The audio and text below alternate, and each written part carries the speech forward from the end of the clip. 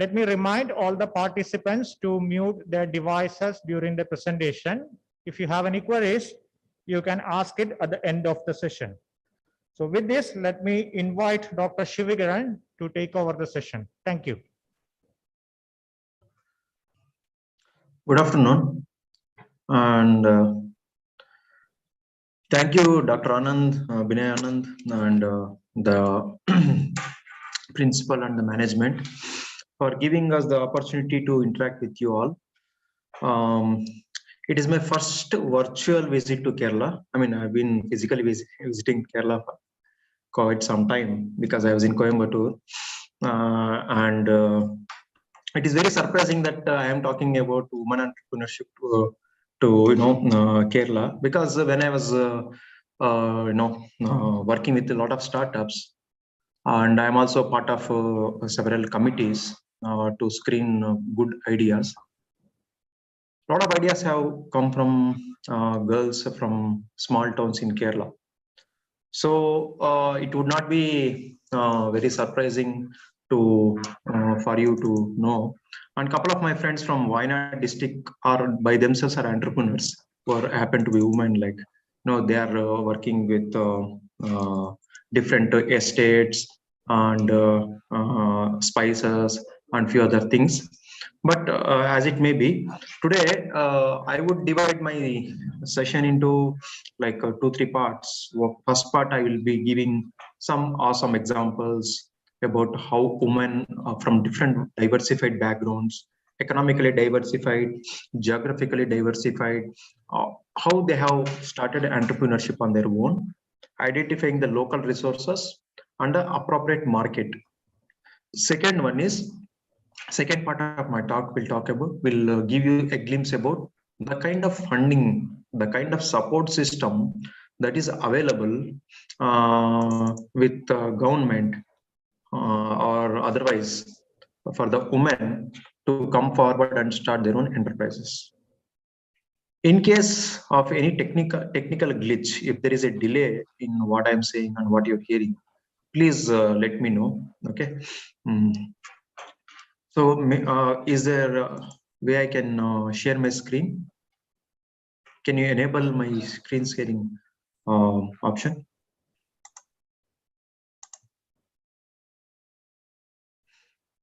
Okay, by the time it comes by the time I put it the presentation on screen, entrepreneurship is something very interesting. Especially it should not be very difficult for women as such, and anybody would do it, but women are known for multitasking. From the childhood onwards, girls handle many things parallelly. Business is also doing many things parallelly. Finding the finance, running an industry, finding the customer, and worker doesn't come one day, then we have to shout at them, then handling the family parallelly. So basically family is nothing but a mini factory. Okay, differences of opinion, a lot of products you have to make at home.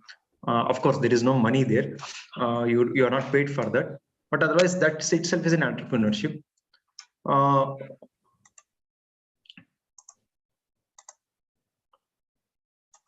So can somebody confirm that you're able to see my screen?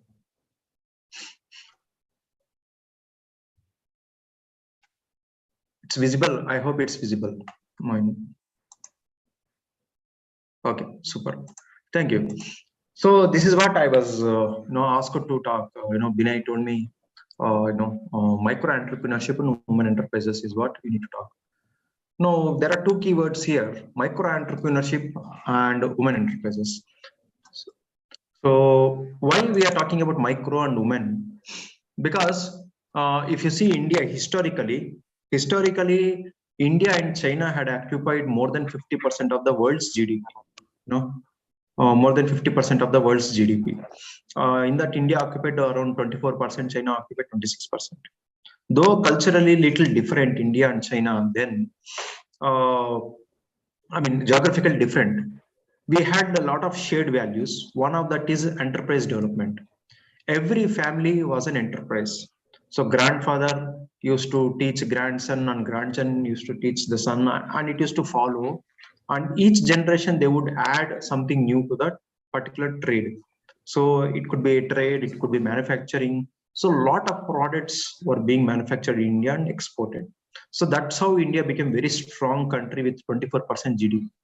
It's only because of enterprise development capabilities. But eventually, we all know the story of like we lost to some foreign invaders, and again it took us time to build back. Today, we are in a position where there are 700 plus incubation centers are there in the country, recognized by the government, and other incubation centers are coming up like on an average, I should say 800 to 1000 incubation centers working towards supporting women, supporting young entrepreneurs, students level, homemakers, everybody, even including farmers, where they can be job provider rather than a job seeker. So that's the agenda. Now I come from a such organization called Atal Incubation Center, which was established by Niti Aayog, which is a planning commission, to promote entrepreneurship, startups, and economic development in different parts of the country. So I come from southern part of Andhra Pradesh, which is very near to Bangalore, and our university is named after the great Vijayanagar Empire, the King Krishna Devaraya, and who himself is a entrepreneurial, multi-talented. Now, when you look at this slide, why would somebody become an entrepreneur? Is it because they have enough money that they want to spend, or is it because they want to pass the time? I mean, nowadays passing time is very easy. If you have Netflix, you can easily spend the time. But is that the reason, or is it because that you want to show off the power, you want to boss over someone, right? But more than anything, if you see the stories of people, like you get forwards in LinkedIn, Facebook, and so many places. If you listen to each entrepreneur story, they all start with something like they would have felt their mother has suffered some from cancer, or their uncle had some problem, or they did not get something. So rather than taking revenge, or that rather than getting into suicidal tendency, these are the youngsters. Okay, if somebody is suffering similar problem, why can't I solve here? Those are the days where we grumble, we make complaints, and we get into dharnas and all those things. But today, if there is a problem, okay, if there is a problem, fine. Then let me begin an industry, start and plug that problem. So that is a mindset change in mindset. So basically, the change to create change in the society, to create change amongst ourselves, we become an entrepreneur. Now, is that enough? If some of you have a change making attitude, okay, I want to change society, is that enough actually? That is to begin, that's good point, but that is not sufficient enough for you to become an entrepreneur. Be it micro, macro, doesn't matter. You cannot be an entrepreneur with just a passion. Passion is what like drives you, but how you drive, you need to have certain skills. If some of you like you are from like banana capital, or you have a lot of spices in Kerala. So somebody wants to do something with spices or banana industry. Now, if you know have a passion, is that enough? No, you need to know how banana is cultivated, what is the outcome of it, how we can convert into business. That's the skill part, the technical skill. The third part is marketability, which means that you make a product, you make some enterprising product. Who is going to buy? Is there anyone who is ready to pay for that? I mean, not from your family members. Family members definitely will say, yes, it's a good product, I'll buy. But beyond your family, is there anyone who is ready to buy? So that is called marketability. So passion, skills, marketability, these are the three important things. I know when they overlap the middle part, they were a hedgehog. That is where a true entrepreneur stays. So a dream or a hobby and your job should come together and give you an ecosystem where you can build good enterprises. So that's where it become. Now, I work in an incubation center. This particular question always intrigues me. Okay, and we all know the story of turtle and rabbit, right? So I'm still wondering who is the first person who created this story. Why would a rabbit sleep in a race first of all, unless it has got enough curd rice? Okay, otherwise it will never sleep, right? But anyway, to make story to suit their purpose, they made a rabbit sleep. But In true sense, if you put rabbit and a tortoise, definitely rabbit wins. It's not because tortoise doesn't win. Tortoise is an entrepreneur kind, slow and steady. Like, I make my own business, I'm happy, my family is good, I'm fine, and it is good. At least you are having one thing less to worry about. At least government has 1% to 1% less to worry about. But startup is not like that. He's fast, he's consistent. Speed is required, and you have to be consistent and keep growing it. So that's what the difference between entrepreneur and a startup. And we always tell that if a particular woman or a farmer comes to our incubation center and says that I want to become a startup, I'm already having a business, like I'm having milk business. So this is winter time. There are a lot of infections are there. So can I make ginger milk? Can I make turmeric milk? Can I make pepper milk? This is my business model. Yeah, because Anantapur has a lot of livestock resources, a lot of milk comes, good technology is available. Now I make milk and ginger is grown here, so I make ginger milk and sell it in the market. Now, since ginger I'm taking it out, can I use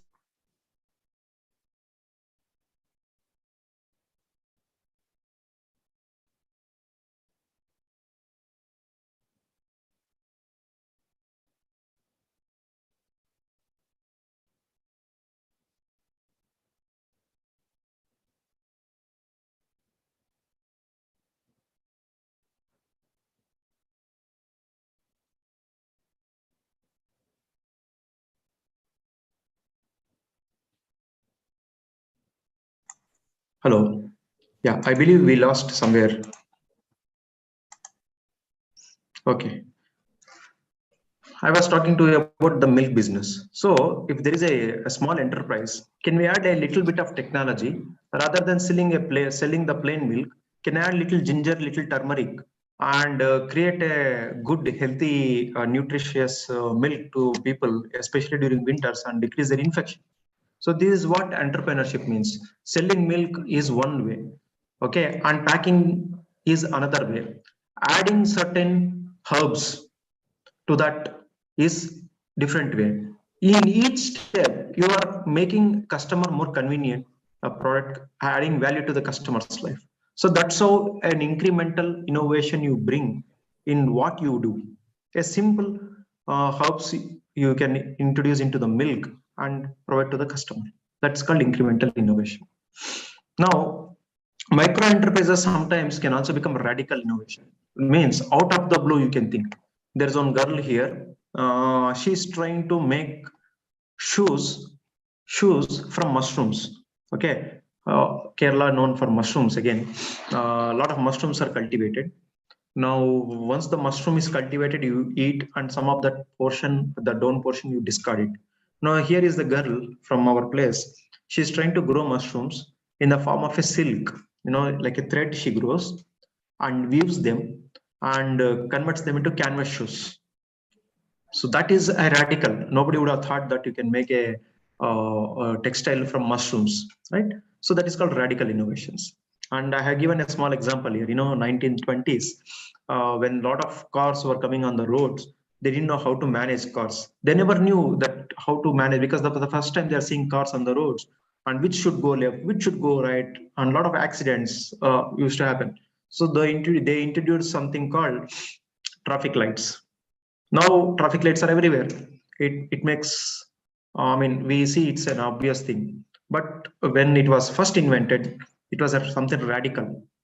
For someone who doesn't know how to drive left or right, or even the government doesn't have a policy of driving left or driving left, right? The traffic lights came to the help. But after traffic lights, what happened? There's something called incremental innovation, which means that you are in a traffic signal and you don't know when that light turn green, right? It may take 20 seconds, it may take 30 seconds, it may take 40 seconds. So till then you have to keep your engines on. So that was like emitting a lot of heat, a lot of smoke, and it was creating a lot of pollution. So then they came with some idea. Okay, fine, let us put a timer. That is called incremental innovation. So micro enterprises also can work at radical level and at incremental level. It is all up to the doer, okay, the entrepreneur. Now, today in India, there are about 63 million, which means like around 6.5 crore micro industries are there. You know, 6 plus like 6 crores and plus micro industries are there, which means that like 3 people, 4 people working in an industry. And what do we call micro enterprise by definition, by banking definition? Any enterprise or any industry which has got an investment of about 25 lakhs or less than that is called micro. Okay. So, but unfortunately in India, it's just 14% of the entrepreneurs are women. So 80, around 80+% are men. So this is what the problem here today is. Though the women at higher secondary school level, college level, they get good marks, good graduation, gold medals because of cultural upbringing or because of economic compulsions or many other reasons. They are not allowed to get into entrepreneurship mode. But today, this is all changing because of digital thing, because of the more education, and because of the proactive policy making from the government side, and even the families are moving towards forward thinking that women should be given opportunity to explore, right? So and micro entrepreneurship also gives another dimension here. See, if a girl from, I have seen a lot of girls from Kerala coming to Mysore for jobs like Infosys campus and other places. If there's an enterprise, they can do it in their own home. So in fact, enterprise development is much advantageous for girls than jobs. Jobs means you are under someone control. You need to report to them. Wherever they deploy, you need to go. But enterprises, you can do it at home. So that's where the micro enterprises becomes very relevant and very easy for women to adopt. And availability of the money, availability of the resources, experience, and a great network that is available is helping women to come forward and do enterprises. In fact, in our incubation center, 44% of our startups are women. Okay, and 66% of innovations that are coming at student level are girls. Girls from small towns, not even from Bangalore, from small towns like Anantapur, which is a population of 4 lakhs. That's all. Today, every day there are 3 startups that are taking birth in this country.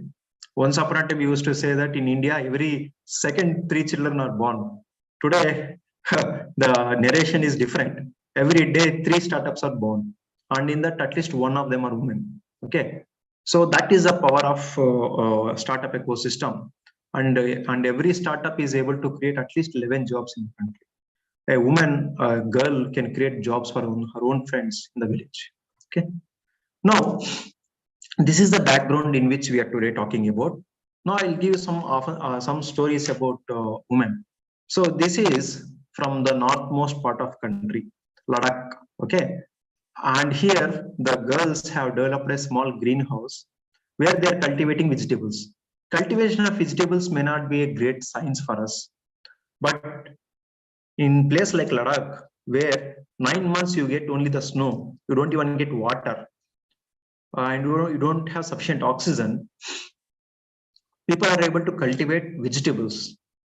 Right, vegetables normally go from Noida or Uttar Pradesh or Uttarakhand to Ladakh region. Here, the first time girls are growing vegetables in their backyard using this hydroponic system. So this hydroponic system, this is not hydroponics. This is basically passive greenhouse.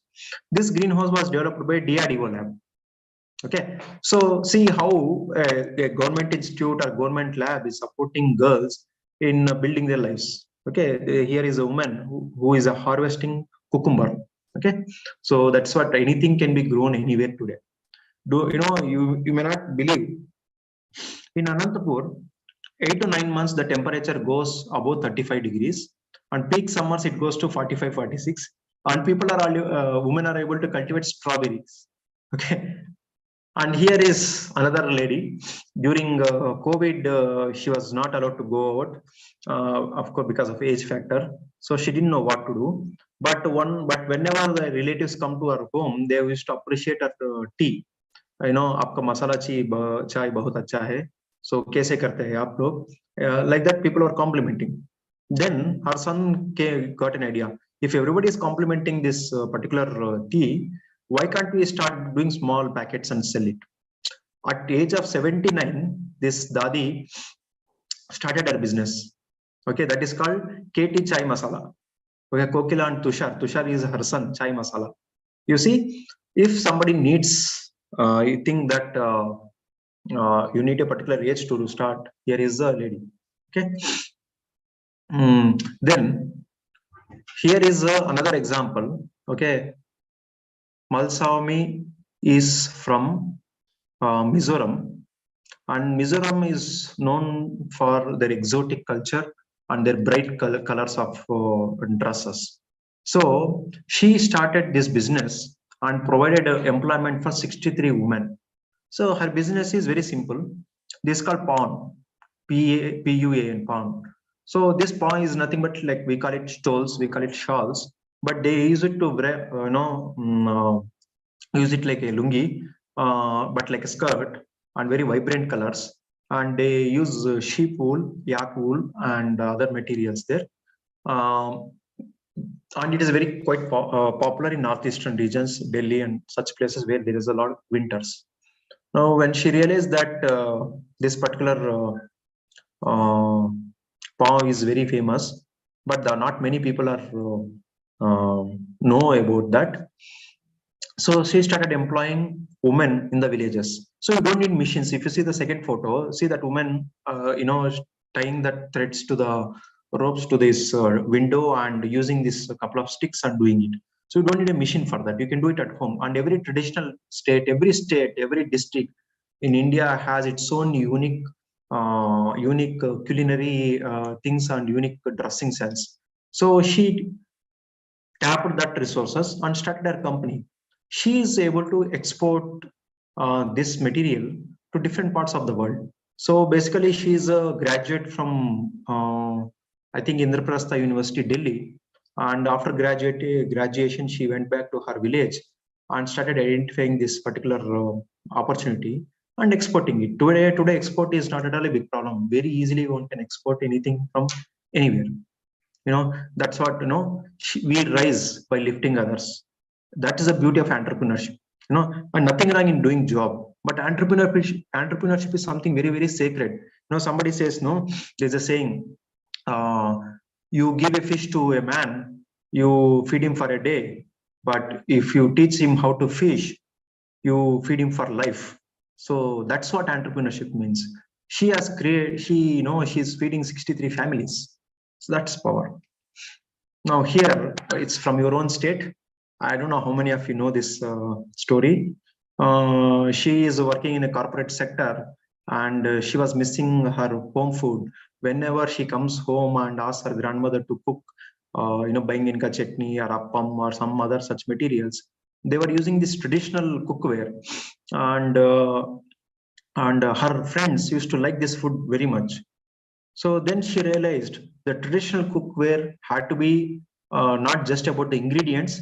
It is also about the kind of fire use and the kind of ingredients used and the kind of the utensils you use for making. You all know this, appam, idiyappam, all those things, right? But there are a lot of thousands of people in cities.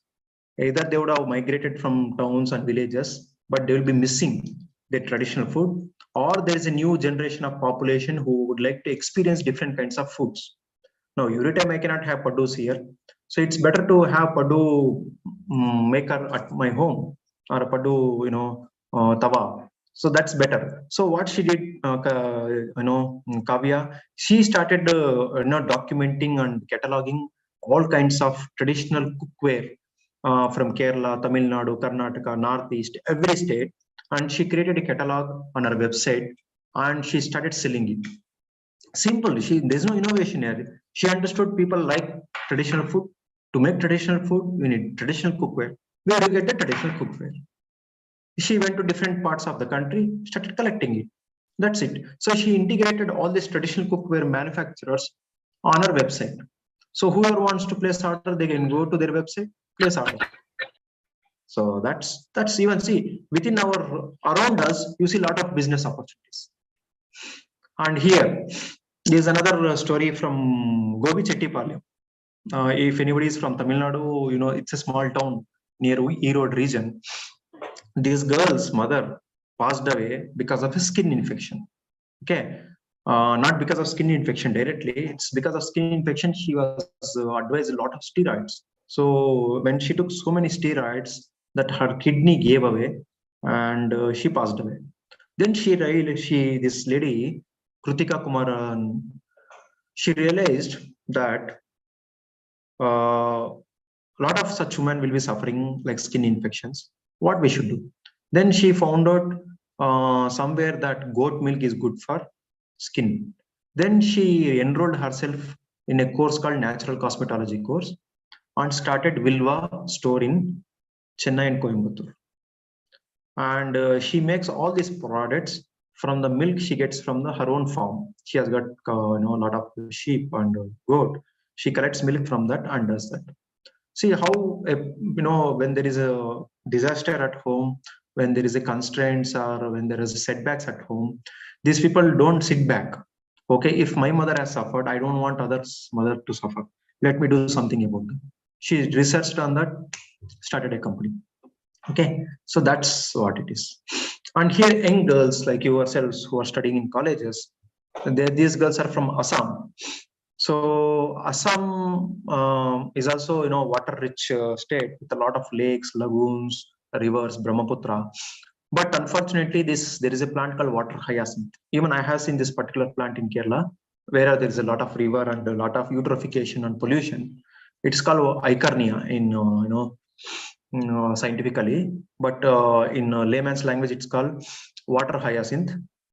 And this is very exotic and I don't call it exotic. It's basically invasive plant. It destroys all other plants. It doesn't allow fishes to grow. It keeps on growing, okay, in the lakes. So these girls saw that I think since childhood they have been seeing their traditional rivers and they're getting disappeared under the water hyacinth. So they did little googling and found out that this particular water hyacinth can be exploited. Means you can convert that into something useful. So they started making yoga mats. Okay, they started collecting this water hyacinth from the lakes, drying them, and weaving them into yoga mats. You can see the product. Okay, then they started a company called Moorhen Yoga Mats, where they make yoga mats from this water hyacinth and sell it to the people. See, these are all girls. Okay, and here there is another girl from Uttar Pradesh. So what from Meerut? Okay, her name is Sana Khan. So what she did was she was observing that a lot of food waste is being thrown here and there. And when she started exploring what can be done, she found out that vermicompost can be done. And many people are shifting towards organic cultivation. Now, if they're shifting towards organic cultivation, somebody has to provide organic fertilizers. So she found there is a demand for that. And she underwent a particular training course in Uttar Pradesh. Today, she is earning 1 crore rupee every year just by making waste into fertilizer. And what is her effort? Her effort is only marketing. In fact, the main employees in her company are earthworms. Earthworms are eating all the waste and converting them into fertilizer. And all the stories which I told till now are nothing wow. If you see, oh, these all we know that knowing is something different and executing them and getting money from that is second story. We all know that earthworms are farmers' friends. It's all high school knowledge. We all know it creates biofertilizers. It will make compost. But how many of us are taking step and making our lives out of it? So she is able to employ 30 plus people. In fact, I have one farmer here, Narayan Swami. His name is. He actually employs 8 people, and every month he earns 2.5 lakh just by collecting waste from municipality, hotels, and all, and feeds them with vermicompost and makes vermicompost and distributes to the farmers. Okay. And this is our story. This a girl from first BBA. She came with an idea that you have aloe vera, right? Similar to aloe vera, there are something called sisal. In Hindi, it's called sisal. In English, it is called agave, A-G-A-V, agave sisalana. This is a particular plant that grows very, very common in desert, dry lands like Anantapur. And there's a lot of fibers that come. You can compare that with your pineapple fiber. Okay. And she extracts fibers from that, weaves them, converts them into yoga mats, and sells to the people. And she tells women uh, in the villages, you cut the leaves and bring it to me. For every leaf, I'll give 5 rupees. So she not only creating an enterprise for herself, she is able to provide alternative income to the women. Okay. So, and here, there is a girl who has done PhD. I mean, till now you have been listening to the graduates, girls, or auntie or grandma, and all. But here is a case where this girl is from Australia, basically Indian. She did PhD and she came back and she's into process engineering. So she has developed a process where jaggery can be stored in room temperature for almost like 6 months to 1 year.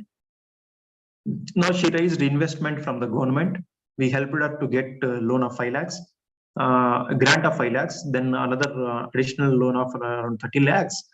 And now she's setting up an industry where she is going to manufacture jaggery in a form of small sachet so that people can enjoy jaggery even in theaters, 5-star hotels, airports, railway stations, wherever you have sugar sachet, she would like to replace with jaggery sachet. Now eventually she's adding more innovation, extracting sugars from different fruits like watermelon, sitafal, beetroot, like that. So that's the innovation. See, you can see the range of graduates, old grandma, young graduates. Here is a PhD scholar. Like the different kinds of women from different geographical regions are able to get into micro enterprises. So I'll take just another 5 minutes, then we'll open for question and answer session. See, here you see the difference between idea and execution. Idea is just 1 rupee and execution is in millions. So a great idea, a brilliant idea can fetch you only $20 or 20 units worth anything. But if the same brilliant idea, if you're executed well, that can turn into a multiplier effect. Okay. I'll give one more example. Delivering chicken, mutton, fishes, prawns to home is not a great idea, actually. Anybody would do it. Any Mastan or Basha or someone, anybody from your nearby hometown will supply to your home, right? But how Licious, a startup company, Licious, Licious, Licious, has become a $1 billion worth company because of execution. The way the meat is handled, the way it is packed, and the way you order and it's delivered to your home fresh. It's all about execution. Okay. Today in India, like our incubation center, there are hundreds of incubation centers are there in India. Okay, here I just given a glimpse of some 10 incubation centers. Like Department of Science and Technology has got 70 plus incubation centers. Atal Innovation Centers, the number is 59. Actually, as of today, it has 68. And Ministry of Electronics and Telecommunications, 51. Department of Biotechnology, 51. And Ministry of Agriculture and Farmers Welfare, there are 60. So each ministry has its own innovation and incubation mechanism where anybody can be supported with capital investment, money, support, and all. And if it is women, I think it's a golden time for you. Apart from this, these are the central government and there are state government fundings. This is listed on the right side, like NASCOM 10,000 startups, T-Hub in Telangana, Bangalore Bio Innovation Center, and even Kochi has got Kerala Startup Mission, then Andhra Pradesh, Vizag, Andhra Pradesh MedTech Zone. Like that, there are several incubation centers in the country where you can access funding.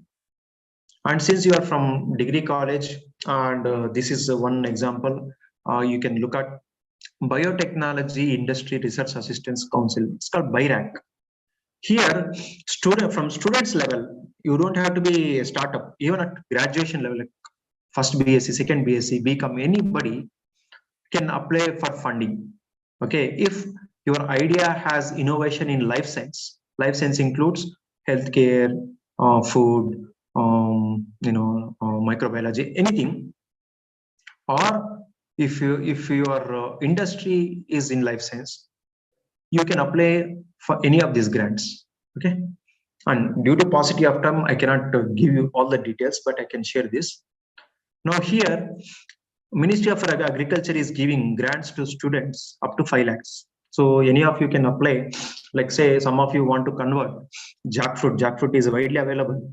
If you want to make jackfruit jam, jackfruit juice, jackfruit wine, or anything like that, and make commercialized, and you get straight away 5 lakh rupee grant. Okay. So and there is another funding of 25 lakhs. It's into agriculture. Anybody can apply. Then here up to 25 lakhs grant will come for the startups. Here it's little advanced, but I thought I will share it with you. So anybody who has got interest in blockchain, robotics, artificial intelligence, and IoT in solving social problems, this particular type program will give you a lot of money. Here, Prism promoting innovations in individual startups and MSMEs. Even individual persons, women, or anybody, faculty also can apply. Up to 2 lakh this grant will come.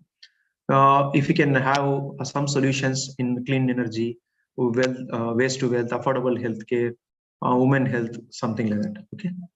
Then Nidhi Prayas, you don't have to be a startup. A student or a graduate can apply for this grant. Up to 10 lakh rupee they will give. Mostly it's into engineering sector. But if you're a degree college also, that doesn't stop you from doing innovations. Okay.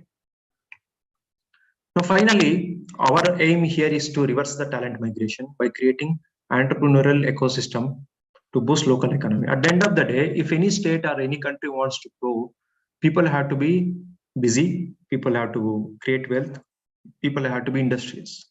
That is all possible through innovation and technology. Okay. So thank you for listening to my talk, and I hope you have enjoyed the stories.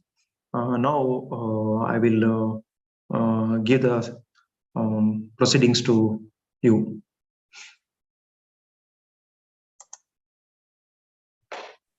Thank you so much, sir. Indeed, it was motivating and extremely informative. Dear participants, now the session is open for discussion. Online participants, you can unmute your mic and ask questions. Those who are gathered here will get a caller's mic for asking questions.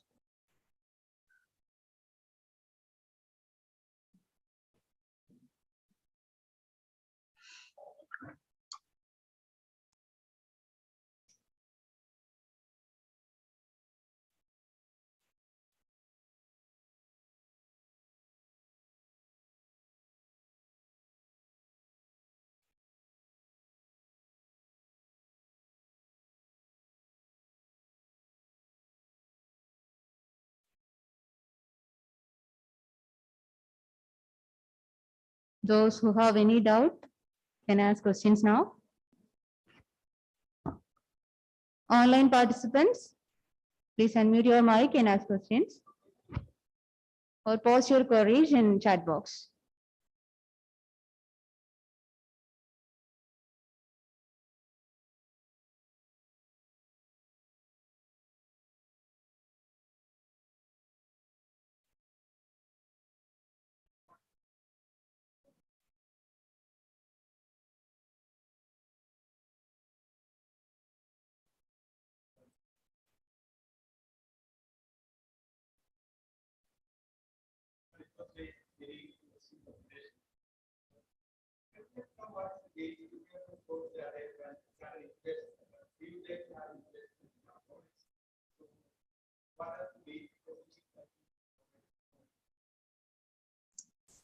Sorry, actually, I couldn't get clarity. I didn't understand the question.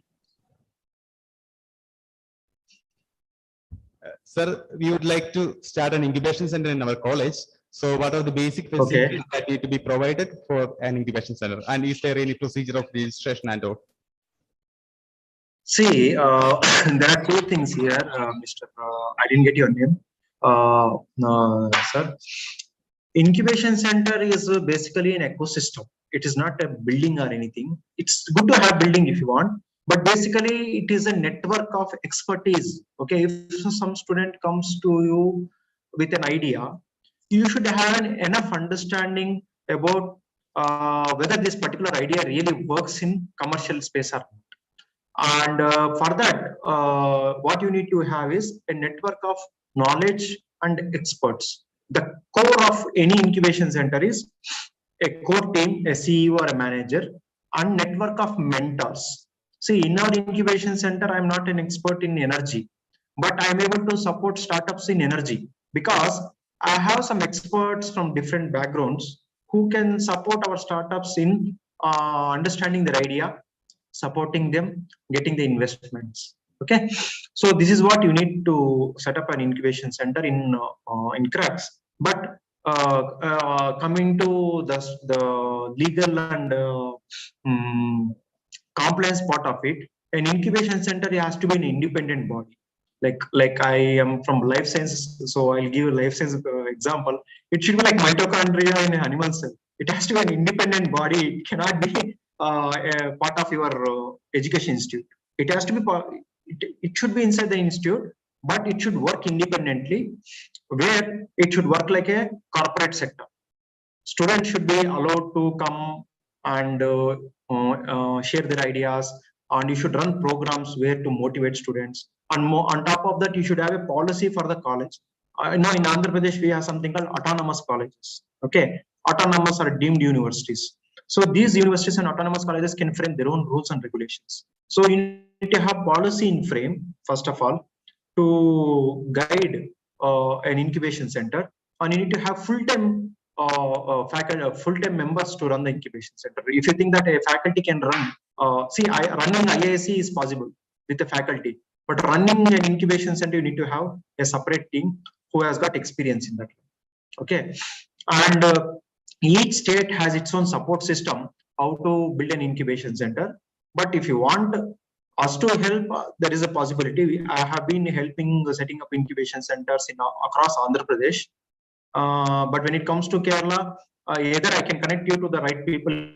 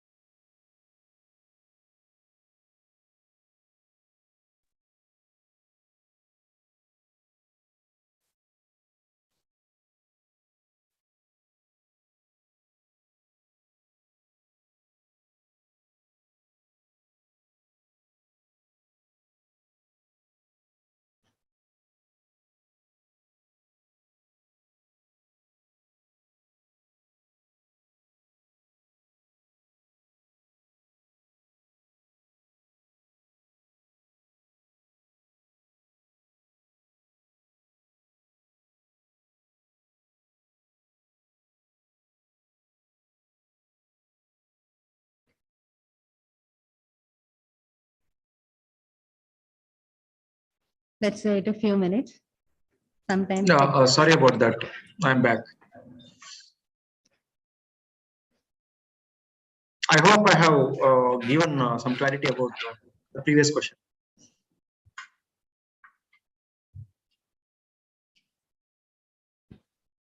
Shekharan, I have a query.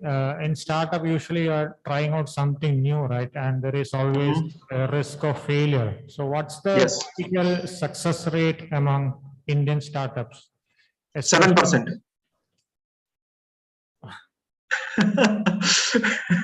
7%. It's not Indian, global.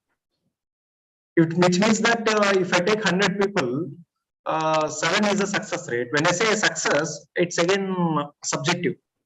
What is it that you define as success? Is it from making $1 billion economy valuation, or creating 100 jobs, or eliminating the pollution or endosulfan from Kerala? What is that your benchmark?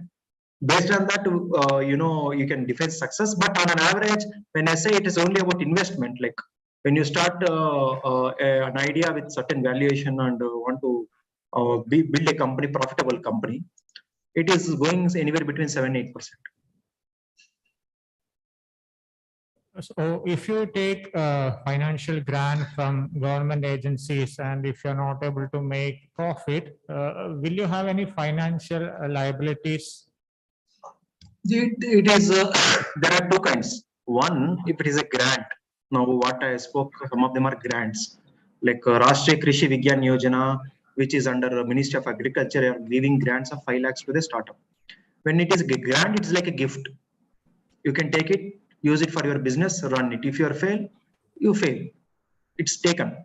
Okay, it is acceptable to fail. But if you are taking loan as such, no matter whether it is innovative or not, you have to return it.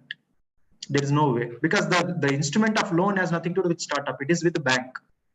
But there is something called investment. We call it VC funding, venture capitalist funding, angel investment funding, and some such things like that.